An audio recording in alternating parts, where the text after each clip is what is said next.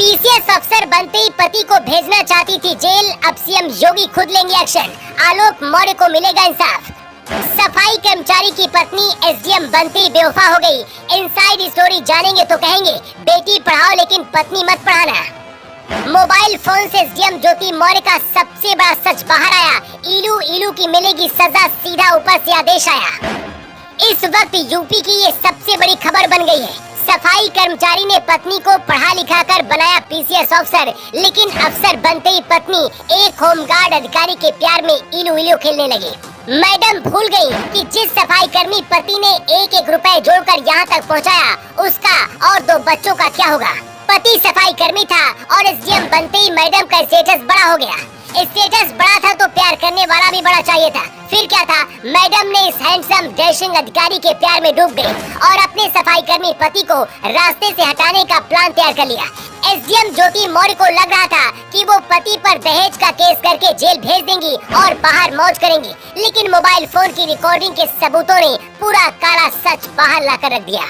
आलोक कुमार मौर्य और ज्योति मौर्य की शादी साल 2010 में हुई थी।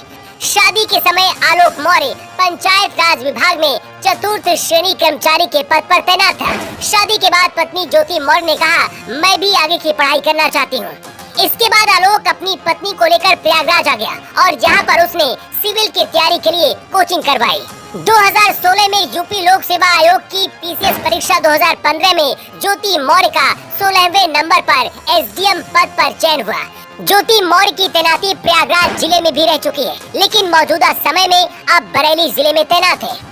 पीसीएस अधिकारी ज्योति मौर्य ने अपने पति आलोक मौर्य और ससुरालियों के खिलाफ 7 मई 2023 को धूमनगंज थाने में दहेज उत्पीड़न का मुकदमा दर्ज कराया। दहेज की रिपोर्ट दर्ज कराते हुए ससुराल वालों पर आरोप लगाया कि ससुराल वाले फॉर्च्यूनर गाड़ी और पैसे मांग रहे हैं, लेकिन पति आलोक कुमार मौर्य का आरोप है कि उनकी पति का अवैध संबंध गाजियाबाद में तैनात होमगार्ड कमांडेंट के पद पर आशीष दुबे से है। उनका कहना है कि फरवरी महीने में उनकी पत्नी के सरकारी आवास पर उन्होंने दोनों को आपत्तिजनक हालत में पकड़ लिया था, जिसके बाद से ही उनकी पत्नी और उसका प्रेमी उसके जान के दुश्मन बन गए।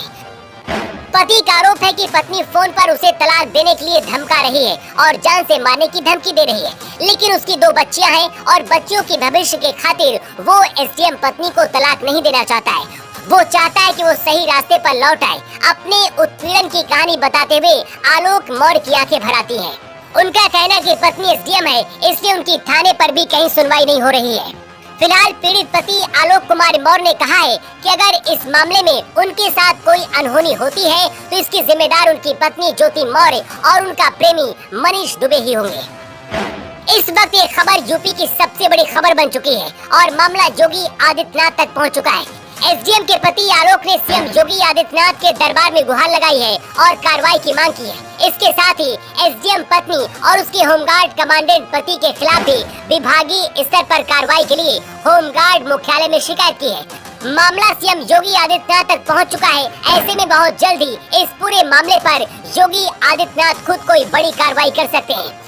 जो आरोप एसडीएम ज्योति मौर्य पर लगे हैं, अगर ये सच साबित हुए तो कोई भी पति अपनी पत्नी को आगे बढ़ाने से पहले 4 बार सोचेगा।